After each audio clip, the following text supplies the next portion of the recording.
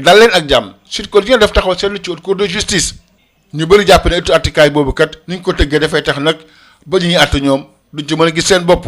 ñu gis ne fan yi ñu génn yëpp am na ay kàddu yu jóg ngir rek di ŋàññi li nga xam ne moo nekk haute cour de justice loolu nag dafa gën a yokk ginnaaw forum du justiciable bi nga xam ne kat mu ngi koy ñaawlu gis nañ tamit Seydi Gassama mi jiite Amnesty section Sénégal moom relancé wal débat bi ci nag li nga xam ne moo jëm ci wàllu réseaux sociaux yi ngir rek ñaalu li nga xam ne kat la këru attikaay bi daal di tëddee li tax ñu koy ñaalu nag bokk na ci ni ñu ko tëggee méngawul dara ak tamit li nga xam ne Sénégal nag jël na ko ci bitim réew su ko defee mu am procès boo xam ne kat ku nekk nag ci mën a gis sa bopp ñu des ba tey ak haute cour de justice Sud Quotidien di fësal ne démb nag owoon nañ fi kii di ancien ministre de la géologie ak ci Sophie Gladima nag moom war na xaaraat dañoo dàq nag procès bi ba retour vacances judiciaires yi waaye nag moom ute nag Ismaïla Madior Fall ndaxte kat Sophie Gladima moom ba muy dem dañoo tekki nag bracelet électronique bi li ni mel sax la yéen kaay bi di point actu daal di fësal nee na kat moom dàq nañ procès am waaye kat bi mu dem moom tekki nañ bracelet électronique bi procès haute cour de justice amoon na ay jàppante yu ndaw loolu nag moom moo gën a fës ci yéen kaay bi di Les Échos maître Baboucar Cissé di avocat Sophie Gladima yëkkati ci ay kàddu nee na kat këru attikaay boobu moom gàcce kase la dañ ko war a tas procureur général bi nag moom di wax avocat yi nañ ànd ak dal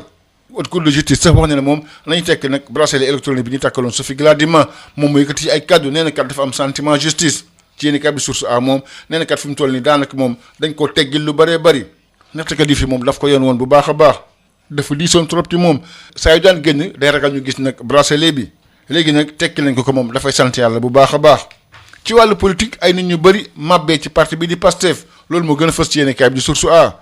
su ñaata ngoy di fësal ne fan yi ñu génn nag am na ay kuréel yu bëri yoo xam ne kat dafa yëngatu bokk na ci bureau politique national conseil national mouvement de la JPS ak tamit coordination départementale ak banqaas yu bëree bëri yoo xam ne kat am na ñu fa jógee bàyyi Ousmane Sonko dem rek ànd la kii di président Diomaye Cheikh Baye Mbaye Niass nekk coordonnateur des doomu daara patriote bu Kaolack moom bind bataaxal kii di Ousmane Sonko nee na nag li tax mu dem moom gisatul boppam ci li nga xam ne kat la parti bi daal di tëddee Ousmane Sonko bu GPS Mbour tam yëkkati ci ay kàddu nee na kat lañ fi dajoon at yi ñu génn maanaam jàpp ay nit ay gaañu ay xoqatal ak tam ay métital moom li tax ñu doon xeex moom gisatul ci boppam ci parti bi di Pastef moo tax sax moom mu daal di tekki ndomba tànkam Abdou Aziz Dabakh Goudiaby nekkoon secrétaire départemental bu GPS bu Kër Massar moom nekk tamit chargé de mission ci président de la République wax ne kat moom tekki na ndomba tànkam ci parti bi di Pastef fësal bokkam ci parti bi nga xam ne Diomaye war na koo taxawal député Amadou Ba meilleure communication ci parti Pastef yëkkati ci ay kaddu nee na kat ay junni nit ñoom ñoo ñëw ci parti Pastef di ci bokk juróom fukk rek ñoom ñooy bàyyi jëral wax ju bëri ku nekk nag xam nga ki la mën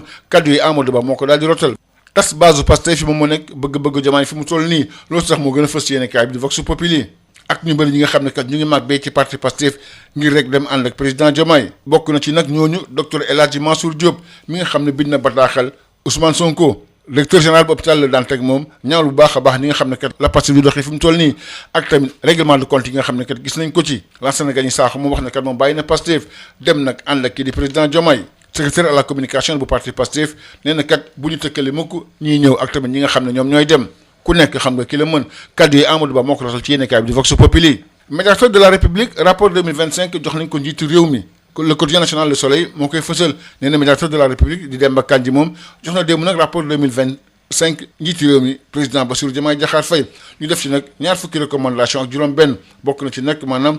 wàllu institution ak tamit wàllu condition de détention yi ci wàllu tàggat yaram CAN ñeenti at yu nekk Ligue des Nations atum 2029 CAN boo xam ne dafa am ñaar fukki équipe ak juróom-ñett ci atum 2027 ak tamit départ en 2029 di ay kàddu yoo xam ne Patrice Motsepe yëkkati na ko démb ci quotidien di fasal ne président bu confédération africaine de football nee na kat moom du laajaat ñetteelu mandat ci boppu CAF bi dem gi mu war a dem atum 2029 su mandaam jeexee nag dafay tombeek réforme yi nga xam ne kat tëggoon nañ ko ngir rek CAF boo xam ne bu mucc ayib lay doon ci conférence de presse bi nga xam ne def na ko démb moom président bu CAF félicité dëkk Afrique yi teewoon ci wàllu coupe du monde bi waaye tamit yëkkati na ay kàddu ci diggante Sénégal ak Maroc dossier bi kat fi mu toll ñu ngi koy xaar ci tribunal arbitral du sport moom kat nee na ñu ngi xaar nag taas atte ci diggante Sénégal ak Maroc su ko defee ñu xam rek kan moo jël CAN 2025 bi ci wàllu lamb 26e édition bu drapeau bu chef de l'État tey yi nag lay doon ci arène nationale Kaolack mi ko jëloon daaw nag war na jaamaloo équipe yoo xam ne kat noppi nañu fi mu toll nii muy Dakar bi nga xam ne kat dafa am avantage yu terrain bi waaye nañ bàyyi xel bu baax a baax ci Diourbel Thiès ak tamit Fatick mbokk yi jaa ngeen jëf beneen incha allahu rabbi bonjour à tous. Plusieurs sujets sont développés dans les journaux ce jeudi. Sud Quotidien s'arrête sur la Haute Cour de justice. Absence de double degré de juridiction, le procès équitable en question, c'est le titre qui barre la ligne du journal. Les critiques portant sur le fonctionnement de la Haute Cour de justice prennent de l'ampleur. En l'espace de 2 jours, le Forum du justiciable a multiplié les initiatives pour dénoncer l'absence de double degré de juridiction, tandis que le directeur exécutif d'Amnesty International section Sénégal, Seydi Gassama, a relancé le débat dans l'espace public à travers une publication sur les réseaux sociaux. Au centre des contestations figure la conformité de la loi organique régissant la Haute Cour de justice avec les engagements internationaux du Sénégal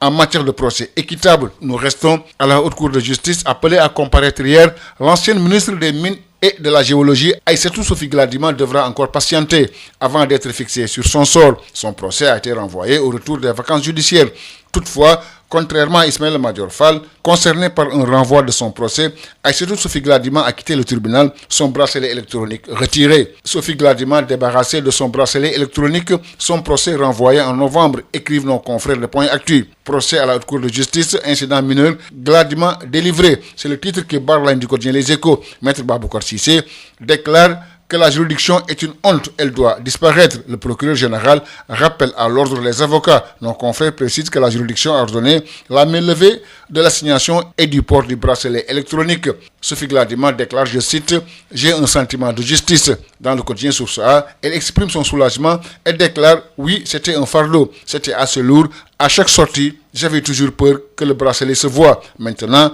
comme l'a retiré, c'est un poids qui m'est ôté ». En politique, des départs à l'appel au parti PASTEF. Procès saigné à gogo, c'est le titre qui barre la ligne du quotidien Source A. Selon mon confrère, depuis plusieurs jours, certains membres du bureau politique national, du conseil national, des mouvements de la JPS nationale, des coordinations départementales ainsi que plusieurs structures locales ont lâché Ousmane Sonko. Cheikh Baye Mbaye, coordonnateur des Domoudara Patriotes à Kaolack, a déclaré dans une correspondance adressée à Sonko expliquer son départ par un désaccord avec les orientations actuelles du parti. Ousmane Sonko de la JPS de Mbour, qui évoque les arrestations, les blessures, les intimidations et les sacrifices consentis durant des années de lutte, affirme ne plus retrouver le PASTEF qu'il avait rejoint il y a 11 ans. Abdou Aziz Dabakh Goudiaby, ancien secrétaire départemental de la JPS Keur Massar et actuel chargé de mission à la présidence, a annoncé sa démission de toutes ses fonctions au sein du parti PASTEF, ainsi que son adhésion au futur parti du président Diomaye. Le député Amadouba, chargé de la communication du parti PASTEF, déclare, je cite,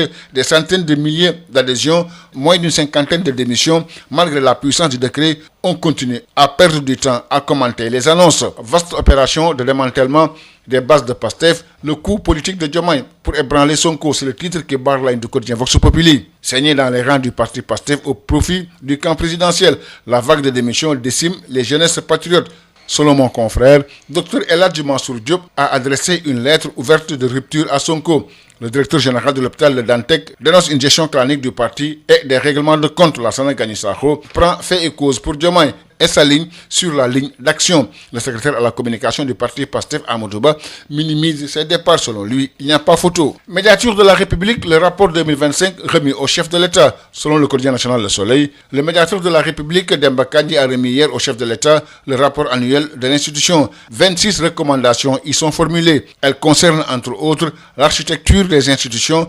l'amélioration des conditions de détention. En sport, CAN tous les 4 ans, Ligue des Nations en 2029, CAN à 28 équipes dès 2027, départ en 2029, les grandes annonces de Patrice Motsepe. Selon Sud Quotidien, le président de la Confédération africaine de football a confirmé hier qu'il ne sollicitera pas un 3e mandat à la tête de l'instance continentale. Son départ prévu en 2029 coïncidera avec l'entrée en vigueur des profondes réformes destinées à transformer durablement le football africain. Face à la presse hier, le président de la CAF a aussi félicité les pays africains qui ont représenté le continent au Mondial 2026. L'autre actualité brûlante dans le football africain est le duel qui oppose le Sénégal et le Maroc auprès du TAS. Motsepe déclare, je cite, « Nous attendons la décision finale du TAS concernant le vainqueur de la CAN 2025 ». En lutte, 26e édition du drapeau du chef de l'État, selon le quotidien national Le Soleil, sacrée championne en 2025, la sélection de Kaolack remet son titre en jeu à l'occasion de la 26e édition qui démarre ce jeudi à l'arène nationale.